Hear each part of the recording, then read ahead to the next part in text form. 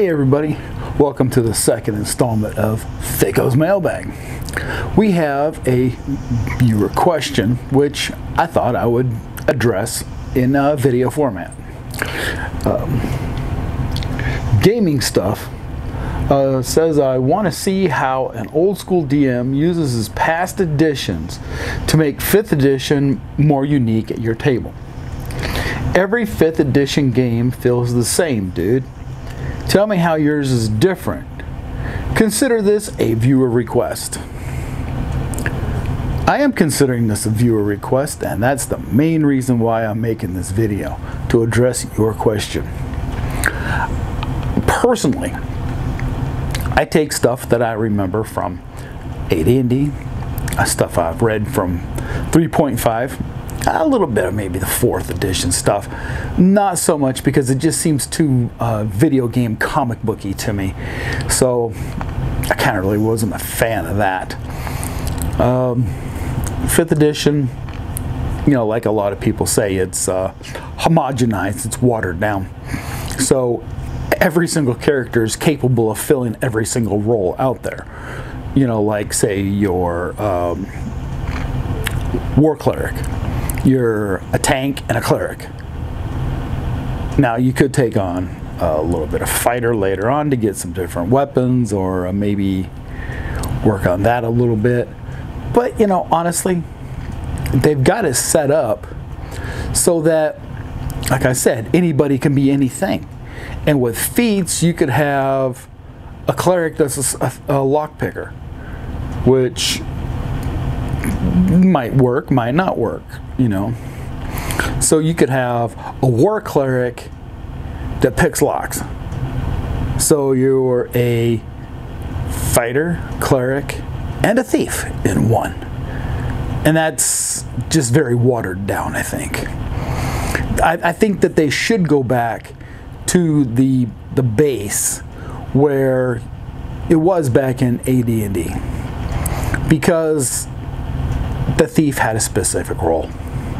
The cleric had a specific role. The fighter had, like I said, had a specific role. So each character had their specific role that they performed. Not, well, I'm going to be the jack of all trades, so I'm going to do it all. I don't need you guys. I'm just going to go off on my own, do my own thing, because I'm Superman. I can do whatever I want. And that is the attitude that I find with a lot of the younger people that are playing the game. So what do I do to make things different? Going back to the older editions. Just a second.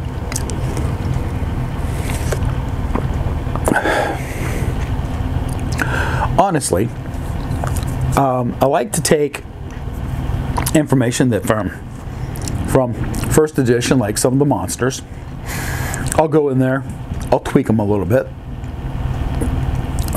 Also, I like to take and pull some monsters from 3.5 and a couple of monsters out of 4th edition. Adjust their stats so that they're more fitting into the theme of 5th edition. One of my favorites is the Bone Claw. I really like that character, especially with that little reach thing they got. And you can use them in so many different ways. As a matter of fact, we made a video. I'll post the link up here, and I'll also put it at the end of the video, where it was the #1 pick that we had for our 2019 Scariest Monsters Countdown that we did on Halloween. So, okay, I use monsters from other editions, tweak them to fit the standard of 5th edition. I also like to take older modules, like ones from 1st edition, take bits and pieces of them and incorporate them in with my homebrew settings, or if I'm running a module like one of these behind me, I would take and work it in so it works, so the flow is really good, and take out some of the more vanilla things out of there that I think don't really fit that well. or don't fit my DM playstyle. And then I go in and I'll upgrade stuff to current standards. Personally, I really don't like to give out magical weapons like they're Halloween candy. You know, some do, some don't. I'm one of those that really don't believe in just, oh, hey, you did really good. Even though you're second level, here's a Vorpal sword for you. I don't think so. That just, it's too cluttery, you know. Oh, hey, we got this magic item. How come we didn't get one this time? You know, I expect it. Well, that's what it is. You expect to get something that's a magical item. I might say, hey, here's a little box. Inside this box is some vials that got 3 different shades of red liquid in them.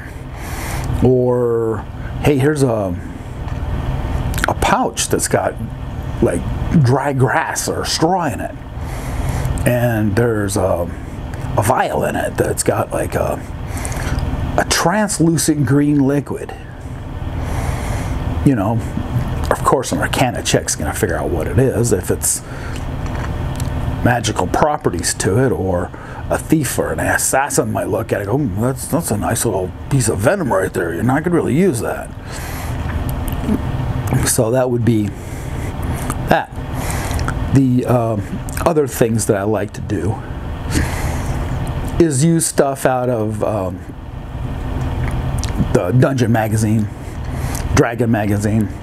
I really like the old adventures that were in Dungeon because they were written by fans. And I believe that's where Professor Dungeon Master got his toes wet with TSR, was in Dungeon magazine. Some of the stories that Len Kafka wrote are really good. There was other things where Ed Greenwood had featured things in Dungeon magazine. Now in Dragon magazine, that was more of the Unearthed Arcana, and before Unearthed Arcana became a thing. So you'd have, say, a big spread on some new idea for a monster. Well, some people actually took those monsters, put them in their adventures, and they worked out really good. Where others are like, nah, it's too overpowered. So I'm going to dumb it down just a little tiny bit to make it to where it's a good fight, and it could go either way. Which, I try to follow that rule of thumb also. It's like some of these pre-written modules, you know, you go through it, you spend countless hours reading them, the modules. You take your notes. Oh, I got scads of notes that I have sitting in binders everywhere. I condense a lot of my stuff down to 3x5 cards so that I don't have to have the book open all the time. And it just makes it to where I can have a good flow going at the table, and you know, the book, that's just there for, oh, I forgot something or something like that. And I do really enjoy using the Gale Force 9 cards because I think that that really helps my players, and it helps me out as well because I might not remember the stats for a bandit or, say, a kobold. You know, I might want to change something on one of them. You know, and instead of a goblin throwing his spear, I'm going to have 4 goblins at the bottom of a hill, and there's some guys running down the hill charging at him. Well, instead of throwing their spears at him, they're going to put him in the ground and make a picket fence with him, angled out, kind of like in Lord of the Rings. You know, when they were coming down the hill with the horses and the light was hitting everybody in the eyes behind them and stuff like that. You know, that's the kind of thing that makes a difference between a good game and, oh, okay, well, might have been a good idea at the time, you know. But I think that if you take and look at other facets or other avenues within the fantasy genre, you can come up with some really, really good things. I mean, who would have thought that, well, I'm going to say take Q from Star Trek The Next Generation, and I'm going to use him as an antagonist instead of a menace. So I'm going to take Q, use him as an antagonist, but I'm going to take and turn it just a little bit to the right so that maybe he's more of a sorcerer type. If I turn it to the left, maybe he's more of a fighter type. So you can see where I'm going with this, right?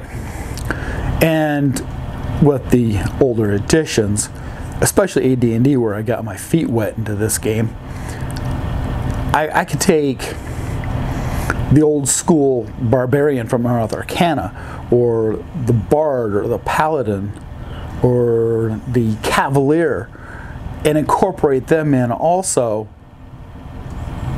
and just change it from THAC0 to whatever it is now, D20 or something like that, so that it more fits better to this type of play style. I mean, I'd love to be able to get in there and play an old THAC0 based game, but it's really hard to find anybody that's willing to step backwards instead of going forward. And honestly, if someone started out in, say, chainmail or AD&D, or even basic expert rules, you have a better understanding of how it all works and how different stages of it can flow better. So you're already changing things as you go along, because you know what the mentality from the other previous editions, how things worked, how things changed, so that you're more in tune with what's really going on. Now, everything today, you have to be more cinematic with your descriptions. Now, that can be a good thing, that can be a bad thing. What I have found works for me personally is, let's say I have my party, they're going from one town to another. We'll say they're going from, I don't know, let's say they're going from Neverwinter down to Phandalin. All right? And on day 2, they catch a ride from somebody who just happens to be going past the old road that you take to get there. Well, they get off. But I want my players to describe to me the type of conversation that they had with the guy that's driving the wagon. I mean, could it be that the guy had information that was useful?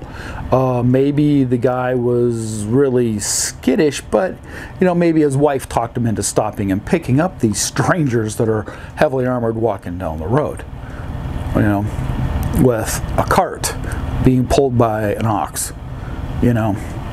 Maybe the wheel broke on their wagon, and the only way to get help to get to Phandalin would be, hey, well, yeah, we're going to take our spare wheel off of our cart and help you, and in exchange, one of your guys are going to ride with us because there's rumors of bandits down the road.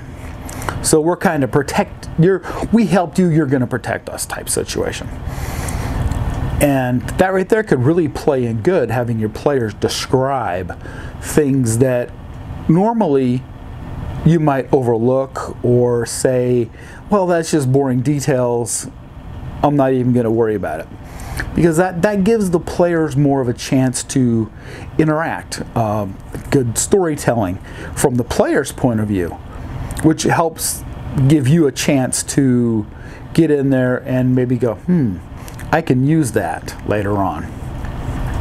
So that, oh, here's an injured animal in the road. Instead of just going past it, the driver of the wagon that gave you a lift he's a humanitarian, or he loves animals. So he's going to stop, get off his wagon, and let's say the character that was up there riding shotgun, looking out for bandits, might say, okay, I'm in with this. I'm going to get down there and help him mend this animal. You know, oh, we're going to take a wrap of some bandages around his leg. We're going to do a medicine check on it, stuff like that. And, you know, that right there could add more story to what's, you might have already thought, oh, well, hey, you didn't think about that. So it's like, hey, I'm going to include that in my story too, because later on they might come across an injured wolf and its leg stuck in a trap, and I'm going to help them. Well, your animal handling and your medicine and all that sort of stuff. Hey, you know, you might get a companion from that wolf, or you might get a wolf that later on shows up with other wolves and helps you out. You know, something like that is very useful, I think. And then with another thing with your players, if you take and ask them to describe how they're going about a killing blow, or they cast a spell or something like that. Well, I'm going to cast lightning bolt. Well, how does this work for you? You know, is it something that comes from your hands? Is it where lightning's flashing in your eyes like Raiden for Mortal Kombat? I mean, is it where you reach up in the sky and you pull something down that you can't, a thread of something that only you could see that shoots a lightning bolt down from the clouds? You know, many different things like that. I mean, that can really add to the flavor of the game by getting the players more involved. Let your players be more invested in storytelling, in their characters, progression of their character even. You know, by making them more of in their mind, more of a viable part of the story, instead of, oh, well, you know, it's just a character. I got 40 of them sitting in my folder, or I got 45 of them sitting on 3x5 cards right here, right sitting here on the side of the table, you know, type thing. And that's another thing. I back in AD&D, I took and put everything on 3x5 cards, and it worked out really well for me, because you couldn't always find a copy shop somewhere to go in there and say get 20 character record sheets, but you can go down and buy a pack of 3x5 cards pretty cheap. You know, something like this right here. You can have your different classes. You could have, say, the pink ones are for characters, the blue ones are for NPCs, the yellow ones are for monsters. You know, and say the light blue ones here are for equipment or spells or something like that. And then you get one of these, you just pop it open, and you have little tabs in there like this, and say you got, let's see if I can find one somewhere that I've already worked up. I was doing some for Ghosts of Saltmarsh so that I could have the NPCs all ready to go, right? So, well, here, Gallon Prime Water, right? I got a character card made out for a Gallon Prime Water. That way, if I want to include them later on in the game, or let's say the characters come across this person in another town when they're traveling or something like that, you know, it makes it easier for me. So let's say, oh, well, this person's a human noble. Well, yeah, they would go from town to town. You know, they would have different things going on where they've got to do some kind of political thing, somewhere, or they're gonna show up for, say, a banquet in the honor of somebody else, you know, that they're invited to, or maybe they're a special guest that got taken from one talent to another to assist somebody, you know, with something going on. So those are a few things that I've learned over the years from the different stages, chainmail, AD&D, basic expert, champion master, what's the other one, immortal, from that setting, from 3.5, because I got a few of those books sitting in storage right now. I don't have any 4th edition, but I do got a ton of stuff on PDF that I do go over from time to time to take and pull stuff out of. 5th edition. I've also, because of my work with the disabled veterans, I managed to get one of those legendary packages that D&D Beyond had back in last year when they were giving that away to people that do stuff like that, for disabled and charity organizations and stuff.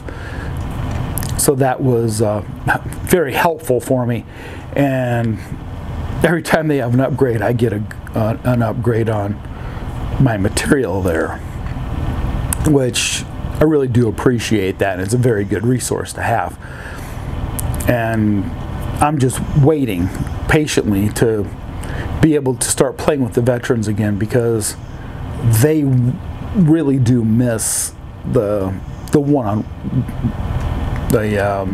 I'm not going to say one-on-one, the group setting, so that, you know, they thrive on it. They really do. I had one guy, I mean, I can't tell names or anything like that, but this one guy, he sat in the corner, face with his, you know, back of his chair right in the corner of the room, looking at the door for the first session or two that we had, when I was explaining things and character creation and stuff like that. And then just the next session, he just comes up and goes, "Can I look at your player's handbook?" I'm like, "Sure." So I hand him my player's handbook. He's going through it, and I even let him take it home with him. The following week, he brings me back my player's handbook and says, "Hey, can you get me a copy of this?" So I ordered one for him off of Amazon and gave that to him, and it was like I opened a whole new world to this guy. And he went from being, like I said, the guy sitting in a corner of the room looking at the door and the clock waiting to get out of there, to rolling a barbarian mountain dwarf and playing it like someone who'd been playing for several years. I mean, it was fantastic to see the way that this guy changed. I mean, his demeanor, his outlook, the way he even conducted himself was a total 180 of what he was previously doing. So that right there in itself was very beneficial for that particular guy. And like I said, I can't share names or anything like that, but the stories that I could pull from that and different games that I've been in is just phenomenal. The way things work and operate, and how people's lives get changed just from, "Hey, would you like to do this?" or "Would you like to give this a try?" Or they say, "Hey, can I look at your book?" And you let them take them home with them, and they come back and go, "Hey, can you get me a copy of this book?" You know, that just makes a huge difference. And I was in contact with him for a long time, but he's since then has moved out of the area, so his phone number's changed and stuff like that, because he's one of those old school people that believe in still having a landline. So I lost contact with him, but it would be really nice to get a hold of him again and talk to him for a little while and see if he's gotten into any games where he moved to. But I am kind of babbling on, and this is kind of going along. So if you guys got any questions, doesn't matter what it is, as long as it pertains to the game, the setting, anything like that, character builds, different things with characters, want to hear stories from when I was playing AD&D or anything like that, hit me in the comments. I mean, nothing's too crazy to say on video anymore, and honestly, you know, I love talking about the way things were back in the day and how my adventures were, especially when we go into a situation, we've got it figured out, and the dungeon master will get in there and flip the tables on us because someone figured something out. They got a grin on their face, or they had a tell, and it's like, oh well, I'm just gonna take and change it. So while we're following this goblin going through these corridors, keeping back because he's kind of staggering and acting kind of weird, we think maybe he got poisoned by a spider, and next thing you know, we go around the corner and it's a dead end and there's no goblin. We look up and it's not a spider, it's 3 praying mantises or something like that. You know, it's just little things that just get changed on the fly and things like that. It's just incredible. So till next time we meet, you guys have a great time. Stay safe out there.